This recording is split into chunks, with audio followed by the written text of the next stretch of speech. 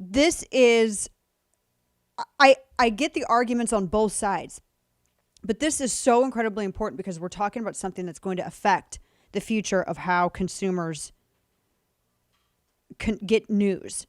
The newspapers are going to be gone. They are already on their way out. I said that they were going to be gone 20 years ago.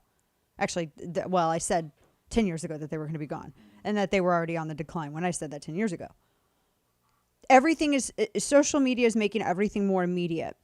And I owe you a newsletter, but one of the things that you're going to see this evening is I've been writing it out, how media has changed, the consumption of media has changed. And the reason that Facebook and Twitter and these social platforms have jumped at the opportunity to suppress conservative voices is because conservatives have been so incredibly successful with using these platforms to challenge media narratives. It got long because I got into the whole entire history of it.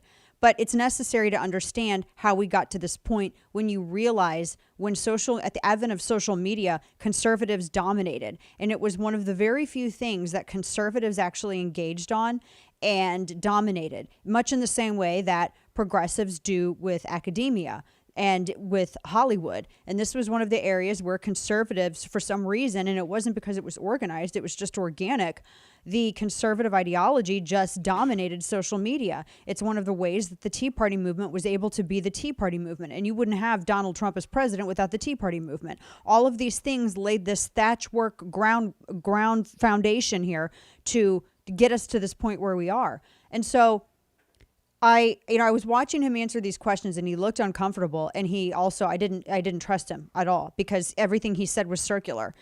And furthermore, he was asked about the Ayatollah. Why are you allowing tweets from the Ayatollah? He was asked stuff about the Holocaust. And the other thing is too, he had said, and he tweeted this an hour ago. He goes, the concept of good faith is what's being challenged by many of you today. Some of you don't trust that we're acting in good faith. That's the problem I want to focus on solving. Oh my gosh, Katie barred the door. Right. I need the Lord to descend from the sky and put a giant holy hand over my mouth right now.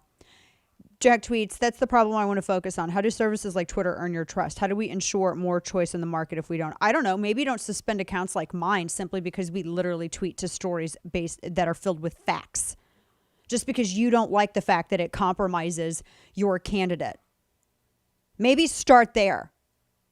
But see, legacy media was really, really pushing on Facebook and Twitter to come down on all of these other voices, to come down on all of these conservatives. Remember when this was like back in 2002, when they were telling everyone, oh, you're just a blogger. Remember that? That actually became a phrase because the medium through which someone was telling the stories of their neighborhood or what was happening in their state was being denigrated by the elitists who worked at the New York Times and the Washington Post, etc. And so they would say that those people who were challenging their narratives that, oh, well, you're just a blogger, as though the medium had something to do with it. And now look, they're all going to it. All of them. They all have their own little bit, subscription sites that you can go to.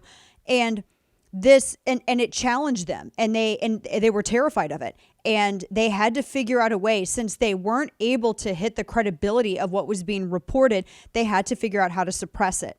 And the best way to do that is to put the pressure on social media.